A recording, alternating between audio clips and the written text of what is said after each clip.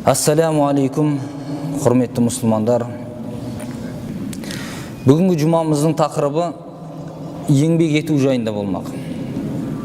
Ислам дініміздің еңбекке талпындыруы, еңбек ету жайында жалпы Құран аяттарынан, хадистерден жалпылама келтіріп өтсек. Білесіздер, Құран Кәрімде Ләйл сүресінде Алла Тағала «Вәл-ләйли иза яғша» қараңғылық батқан сәтте түнменен ант етемін. «Вән-нахари иза тәжәллә» жарық шашқан уақытта күндізбен ант етемін. «Вәма халақаз-закара вәл-унса» ер мен әйелді жаратқанмен ант етемін. «Инна сa'якум лашатта» сендердің бет алыстарың түрлі-түрлі дейді. Әркім әр жақта бет алыста, әр түрлі қызметте, әр түрлі еңбек етуде, тіпті әр түрлі көзқараста бір пікірге де келе алмайды. Біз осы аятымыз біздің әр адамның әр түрлі шаруашылықта жүргендігін ескере отырып, әркімнің өзінің ісін дұрыс атқару керек екендігін міндеттеген. Пайғамбарымыз саллаллаху алейхи вассалам бір істі істейтін болса, шала шарпы емес, толықтай бекем қылып істейтіндігі айтылады. «Иза амиля амалан атқанаху» деймін. Бір істі істейтін болса, ол істі бекем қылып істейтін еді дейді. Бүгін істеп, ертең құлап қалатындай емес. Кейбір жағдайлар болады. Бір адамдар бір нәрсе соғады да болды, енді мықты тұрады осы, ертеңде құлап қалғанын көресіз оны. Бұл неден? Адамның әйтеуір қалай солай істей салғандығынан. Қай бағытта болсын, қандай мамандықта жұмыс істейтін болса, сол өзінің мамандығын жақсы бекем меңгеріп, соған бекем жұмыс істеу керек екендігі шариғатымызда бекітілген.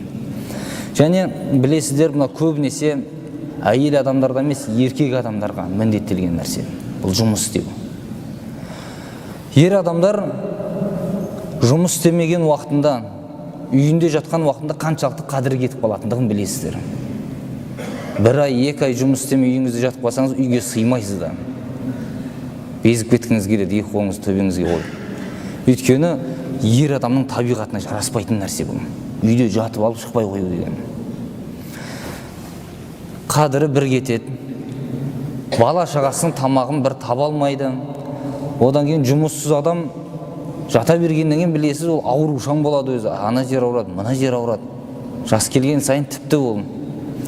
Жұма сүресінің аятында «Я айюхаллазина аману иза нудия лиссалати ми яумил джумуати фас'ау иля зикриллахи ва зарул бай'a».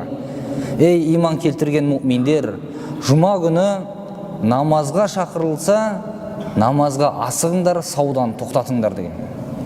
Неге саудан тоқтатыңдар деді? Өйткені Араб елінде білесіздер, олардың ең үлкен табыс көзі сауда еді. Одан басқа үлкен табыс көзі жоқ еді.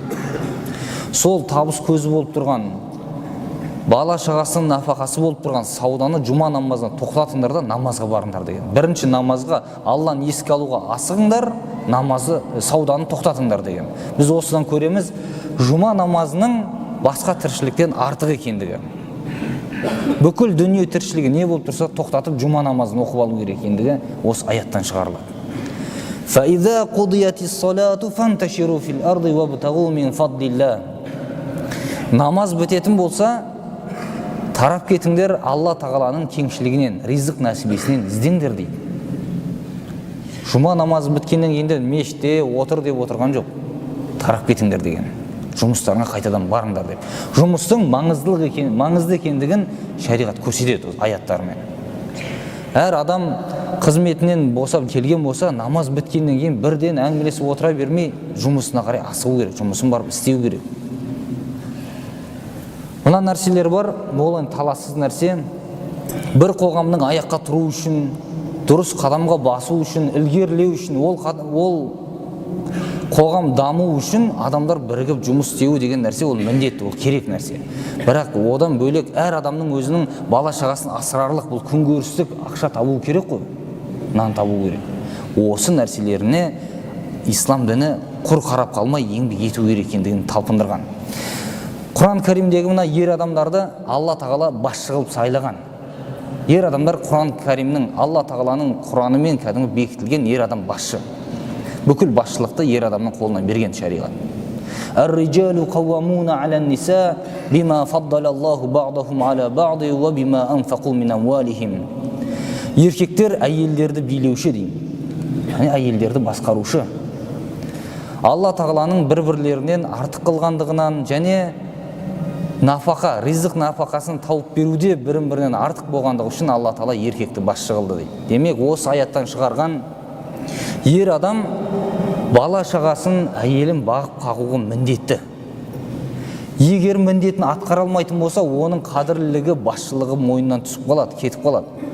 Жаңағы алдында айтқанымыздай, қадіріңіз кетеді ғой, ешқандай сөзіңіз де өтпейтін жағдайға келіп қаласыз. Сол аяттан шығарған кезде үкімді хадистерді біріктіріп отырып, ғалымдарымыз мына 3 түрлі пәтуаны шығарған. Ер адамның мойнындағы міндеті әйел бала шағасының тұратын жерін қамтамасыз ету керек. Баспана. Арендаға алып жалдап тұрған болса да, тұрғызу керек бір жерде, көшеде сандалтып қоймау керек. Бұл бірінші. Екіншісі, киім кешегін бүтіндеу керек.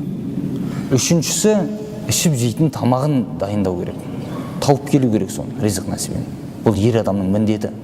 Бұл міндеттерді атқара алмай қалған жағдайда имам Шафиғи әйел адам кетіп қалса болады деген үйден. Өйткені еркек міндетін атқармайды, оның басшылығы жүрмейді деген.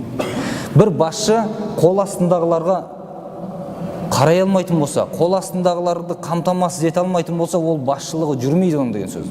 Бет-бетімен тарап кетеді деген. Осыдан да шығады. Әйел адамда сол жерде кетіп қалуға рұқсаты бар деп имам Шафиғи пәтуасын берген. Бірақ имам Ағзам ондай пәтуаға бармаған. Фаназиратун иля майсарах деп, ер адамға бір ыңғайлы уақыт келгенге дейін күтеді деп, әдейі кете алмайды деп бекіткен имам Ағзам. Имам Шафиғи кетіп қала алады деп айтқан. Қараңыз, бұл деген сөз не екен? Ер адамның міндетін атқару керек екендігі. Ал аяттың жалғасында фассалихату қанитатун хафизатун лил ғайби бима хафизаллах. Әйелдер салихалы болсын, Алла тағаладан қорқып бағынсын, және Алла тағаланың ұятты жерлерін қорға деген жерін қорғасын деп айтқан. Әйел адам жолдасының тапқан рызық нәсібесіне разы болу керек. Шамасы келмей жатқанда мынандай нәрсе тап, ананы тап, мынаны тап деп жаңағы жағасына жармасуы дұрыс емес. Әйел адам жолдасының тапқан рызық нәсібесіне ризашылық көрсетіп, сабыр сақтап отыру керек. Жетпей жатқан нәрсе жеткізуге тырысу керек. Бар нәрсесін үнемдеу керек. Болашақ ғайып, болашақта жақсы жағдайға енетін шығар. Адамның қолынан ыңғайы келгенге дейін әйел адам ер адамға жәрдемші болу керек. Міне аяттың бекіткені осы нәрселер еді. Кез келген мұсылман адам адал жолмен ризық табу міндетті. Пайғамбарымыз саллаллаху алейхи вассалам өзінің хадис шарифінде талабул халал ваджибун аля кулли муслимин. Адал нәрсені, адал рызықты талап қылу, адал рызық іздеу әрбір мұсылманның міндеті деп айтқан. Әрбір мұсылман адамға адалынан ризық нәсіп іздеу міндет. Арамнан тапқан ақша ол пайда емес. Арамнан тапқандығыңыз үшін де сұраласыз, арам ризық нәсібімен бала шағаңызды тамақтандырғаныңыз үшін де сұраласыз Алланың алдында, жауапты боласыз. Кейбір мына көрсеңіз өздерін ақталып жатқан кейбір әйелдерді көрсетеді. Интернетте, телевизорде көрсетіп жатыр. Өте адамның шектен шыққандығын көрсетеді ол. Бір рет көрсетіп жатыр, бір әйелге неге зина жасап жүрсің десе айтады, менің 2-3 балам бар мен дейді. Осыларға мен ақша тауып тамақтандырмасам өліп қалады ғой, мыналардың көзін қарашы жылтырап отырғаны. Менің арқамда осы тамақтанып отыр деп, өзінің істеген ісін еңбек ретінде, жаңағы ерлік ретінде бағалап отыр. Жасап жүрген зина жасап ақша тауып жатыр. Алла тағала зина жасап ақша тапсын демеген ешкімге. Бұл харам өзі.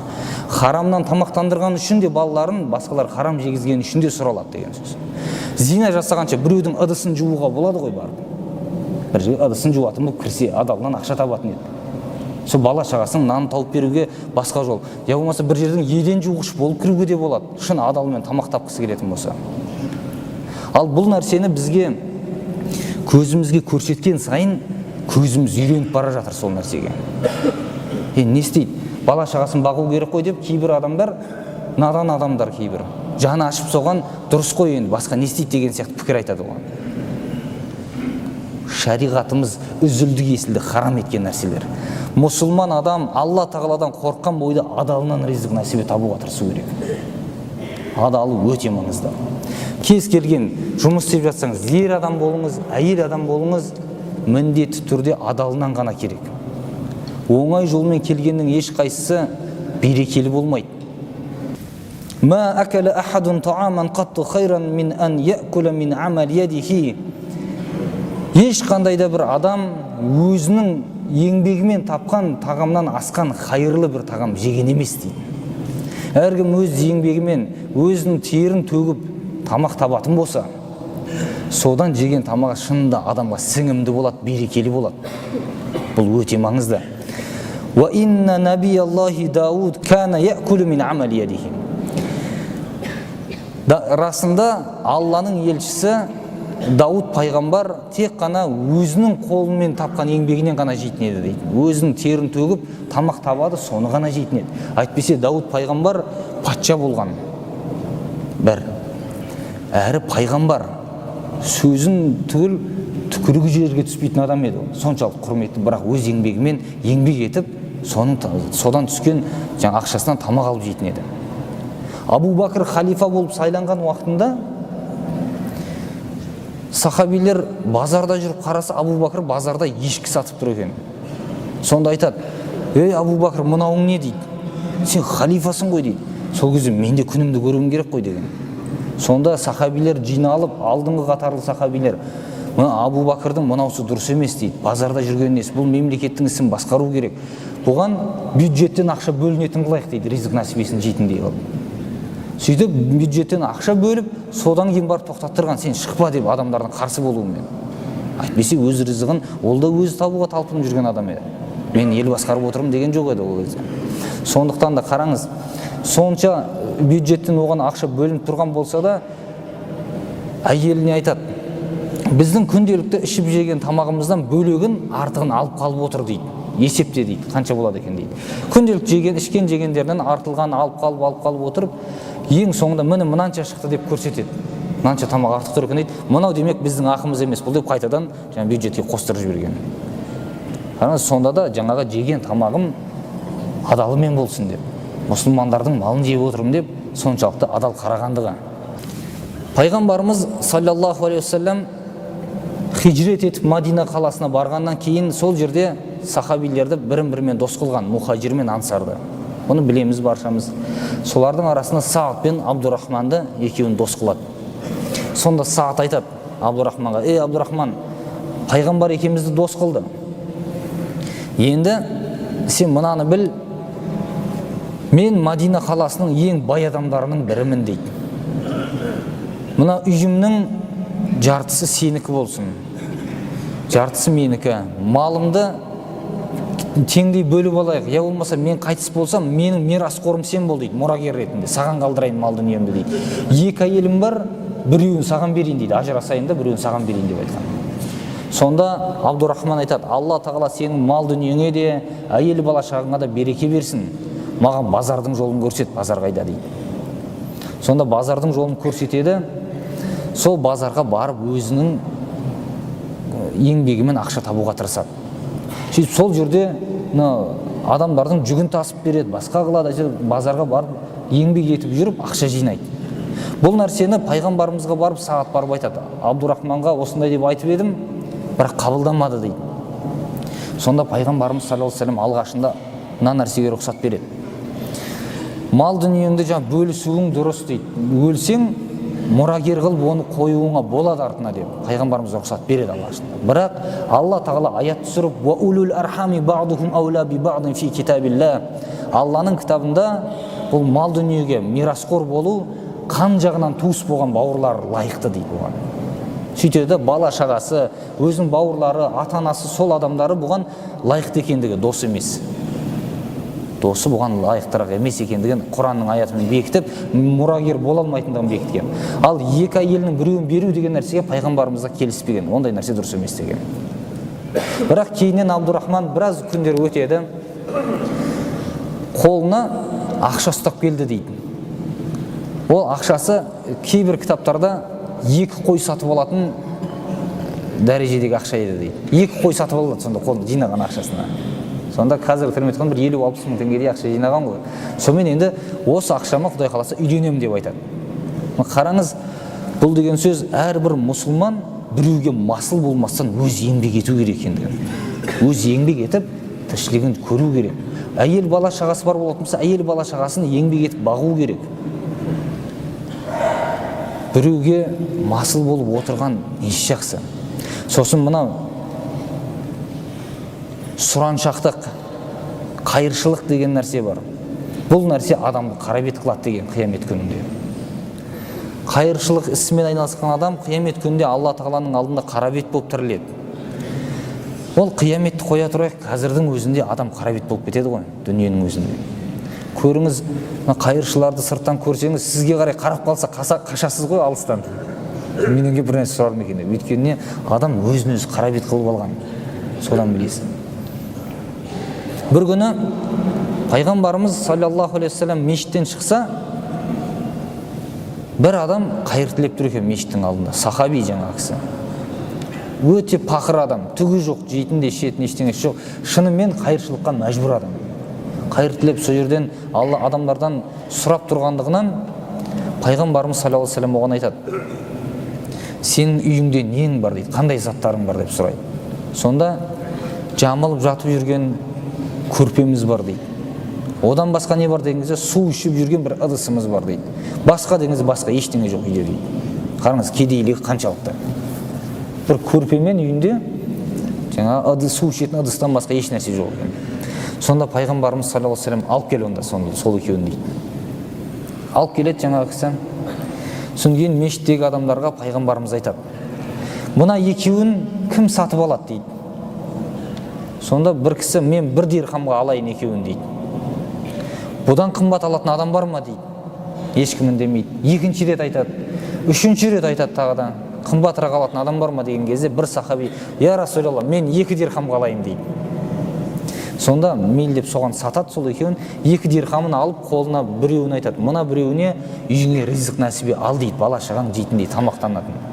Қолына береді, ал мынауыңа барып балта сатып алып кел дейді. Жақсы балта.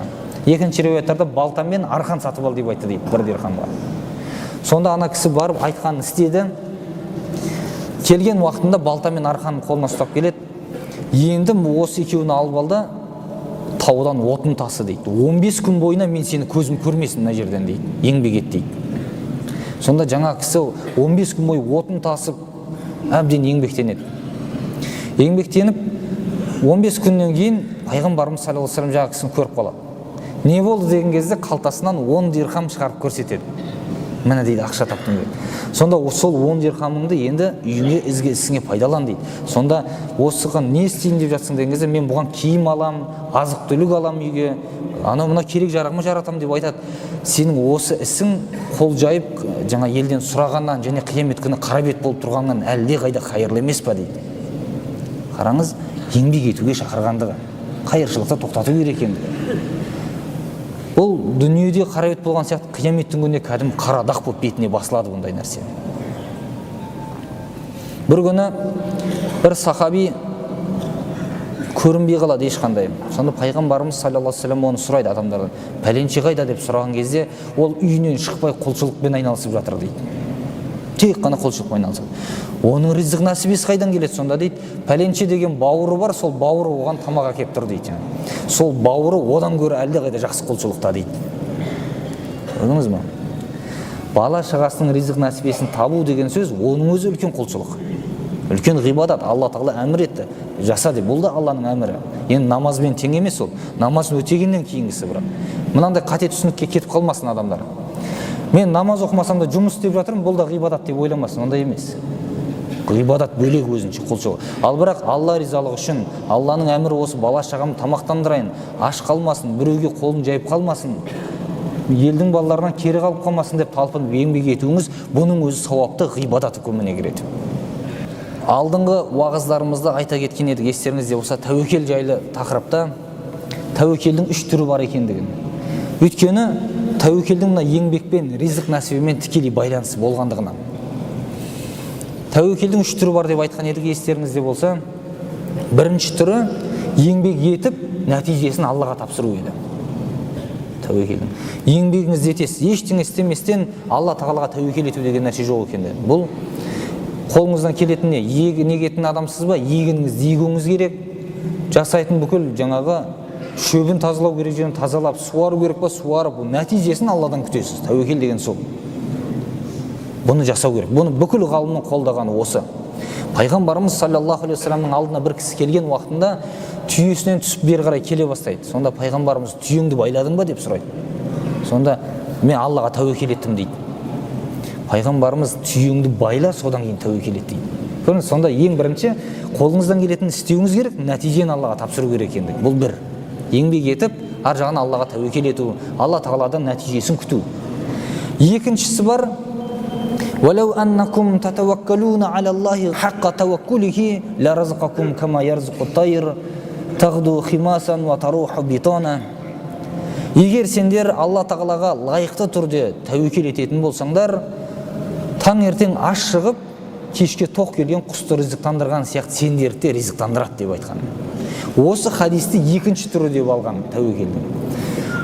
Құс үйінен ұшып шыққан уақытта еңбек етейін, жұмыс істейін деп шықпайды ғой, ұясынан ұшып шығады. Бірақ кешке тоқ келеді. Жұмысы жоқ адам не істеу керек? Үйінде жата бермей, менің жұмысым жоқ деп үйінде жатқаны дұрыс емес. Базарға барсын, бір жерді араласын, көрсін, бір нәрсе бір шығар. Жаңағыдай біреудің бір затын тасып берерсіз. Базарға ертерек барсаңыз, елдер зат алып келеді, соны түсірсесіз, үйіңізге 500 теңге, 1000 теңгеңіз болса тауып келесіз ғой. Бала шағаңызға нан алып келесіз. Бұл екінші түрі деген. Жұмысы жоқ адам ризық іздеу мақсатымен шықсын деген бір нәрсені істейді. Ал үшінші түрі бар: үйде жатып Аллаға тәуекел еттім деу, Құдай өз ризығын береді деу. Бұны ешқандай ғалым қолдамаған. Бұған дәлел ретінде Мариям, Иса пайғамбардың анасы Мариямның үйінде отырғандығын дәлел келтіргендер бар. Үйінде отырған уақытында ризық нәсібе Алла тағала тікелей берді ғой деп айтқан.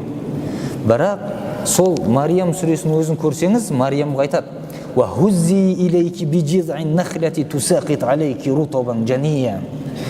Құрма ағашын сілкіле дейді. Құрма ағашының шабығын сілкіле. Құрма түссін деген. Жақсы таза піскен құрмалар түссін саған деп. Талдың астында отырып жаңағы құрма піс аузыма түс деген жоқ. Сілкіле деді, түссін төгілсін. Сілкілемей болмайды. Оның өзінде бір еңбек қылу, кішкене бір талпыныс деген нәрсенің керек екендігін Алла Тағала көрсетіп жатыр Құранда. Демек, міне бұл жерде де тікелей жаңағы ризық нәсібі табу үшін адамның еңбек ету маңызды екендігі. Тағы бір айта кетер нәрселердің бірі: еңбек етуге шамасы жете тұра, жұмыс істемей, жұмыс іздемей үйінде жатқан адамның Алла Тағала тілек дұғасын қабыл етпейді деген. Әйел адамдар қатысты емес, еркек адамға тікелей. Ер адамдар шама шарқы жете тұра, денсаулығы бар бола тұра, жұмыс іздемеуі, жұмыс істемеуі, Алла Тағала оның дұғасын қабыл етпейді деген. Жағфар Садықтың алдына бір кісі келеді, үйінде жатқыш адам екен, жата береді, жұмыс істемейді. Бір күн сол адам Жағфар Садыққа барып айтады: Жағфар дейді, Алла Тағала дұға қылшы, мені бай қылсын, ризық нәсібемді кең қылсын менің деп. Сонда Жағфар Садық айтады: саған дұға жасамаймын ешқандай дейді. Сен Алла Тағала қалай әмір еткен болса тура солай ризық нәсібіңді ізде дейді. Жұмыс істе деген. Жұмысы бар адам бос нәрсемен айналысып, өсек аяңға беріліп, ондай нәрсеге кетпейді ғой. Өз жұмысын өзі істеп, ризық нәсібесін тауып жүреді. Мына Абай Құнанбаевтың сөзі бар. Абай айтады: қазақтың өсекке, пыш-пыш әңгімеге құмар болуының себебі жұмысының жоқтығынан деп айтады. Жұмысы болса ондай істі иттей қорлық көрмей ме деп қара сөздерінде айтады кәдімгі. Бұл да не екен? Біз осыдан көреміз. Өсек аяңға берілгіш адамдар, бос нәрсемен айналысқыштар жұмысы жоқ адам дегенсіз. Еріккендігінен сондай. Ауылды жерлерге барсаңыз көбінесе көресіз, 3-4 адамның басы біріксе арақ ішеді жиылып. Ол неден? Ол да жұмысының жоқтығынан. Жұмыс іздемейді де, ауылдан шықпайды, жүре береді. Жұмыс жоқ қой, не істейміз деп. Іздеу керек қой, ары шықсын, бері шықсын. Мынау Шал ақынның сөзі бар: жалға жүр, жат жерге кет, мал тауып кел, малың болса сыйламай тұра алмас ел. Қаруыңның барында қайрат қылмай, қаңғып өткен өмірдің бәрі де жел дейді. жат елге кету керек, жат жерге бару керек, еңбек етіп жұмыс істеп ақша тауып келу керек, өз күнін көруге тырысу керек қой. Талпыныс болған уақытта әрекетке қарай берекет болады. Қаншалықты сіздің әрекетіңіз бар болса, Алла Тағала соған қарай береді. Ислам дініміз жалқаулық, еріншектік деген нәрсеге өте қатты қарсы. Құлшылық тұрғысынан болсын, еңбек ету тұрғысынан болсын, жалқаулық, еріншектік деген нәрсе адамды құртады. Шәкәрімнің сөзінде бар: еріншектен салақтық, салақтықтан надандық, бірінен бірі туады, жоғалар сөйтіп адамдық дейді. Тура сол секілді еріншек адам жата береді, бірінен біріне өте береді. Ерінбеу керек екендігі, істеу керек екендігі. Мына жалқаулыққа байланысты пайғамбарымыз саллаллаху алейхи вассалам дұға қылған әрдайым. Өзін қара басып қалмасын, жалқаулық баспасын деп Алла Тағаладан ондайдан сақтау керек екендігін тілеген. Аллахумма инни аузу бика минал хамми вал хазан. Ей Алла, қам мен қайғыдан сақта. Ва аузу бика минал аджзи вал касал. Әлсіздік пен жалқаулықтан сақта. Ва аузу бика минал жубни вал бухл. Қорқақтық пен сараңдықтан сақта. Ва аузу бика мин ғалабати дайн ва қахри риджал. Және қарызға батып қалып адамдардың үстемдік көрсетуінен сақта деп айтқан. Осы дұғаны үнемі өзі жасап жүрген. Бір күні бір мешітке келсе, бір сахаби мешітте отырады. Ей пәленше деп пайғамбарымыз айтады: сені намаздан тыс уақытта неге мешітте көріп отырмын дейді, не істеп жүрсің мешітте дейді. Сонда: я Расулалла, қарызға батып қалдым, ішімде бір қайғы бар дейді, қайғы мұң бар дейді, қиналып келіп Алла Тағаладан тілек тілеп жатырмын дейді, жұмыс істеп жатырмын, өнбей жатыр дейді ғой. Сонда пайғамбарымыз саллаллаху алейхи вассалам: мен саған бір дұға үйретейін, соны таңертең және кешке айтып жүр деп осы дұғаны үйреткен. Ей Алла, қам мен қайғыдан, әлсіздік пен жалқаулықтан, қорқақтық пен сараңдықтан және қарызға батып қалып адамдардың үстемдік көрсетуінен саған сыйынамын деп Алла Тағаладан тілеп отыру керек екендігін үйреткен. Сонда жаңа сахаби айтады: күндіз кешке соны дұғаны жасап жүріп, өзім еңбегімді жасап жүрдім, Алла Тағала қарызымнан да құтылды, қайғыдан да құтқарды деп айтқан. Осы дұғаны бізде үнемі жасап жүруіміз керек. Енді бұл жерде әлсіздік пен жалқаулық дегенге ғалымдар түсініктеме берген. Әлсіздік және жалқаулық бұл екеуі де жұмыс істемейтін адамның ісі деген, аты деген. Екеуі бірін-біріне біраз сай келеді. Бірақ әлсіздік деген күші жетпегендіктен, күшінің жоқтығынан жұмыс істей алмау дейді. Жұмыс істеуге шамасы жетпейді деген сөз ғой әлсіз адам. Күшінің жоқтығынан жұмыс істемесе, ал жалқау деген күші бар болса да қалау жоқ ішінде деген, жұмыс істегісі келмейді. Содан жұмыс істемейді. Екеуі де жұмыс істемейді деген. Екеуі бірін. Соның үшін пайғамбарымыз осы екеуінен де сыйынған, әлсіздіктен де жалқаулықтан да сақта деп. Бұл нәрсе адамды өшірмесе ешқандай өсірмейді.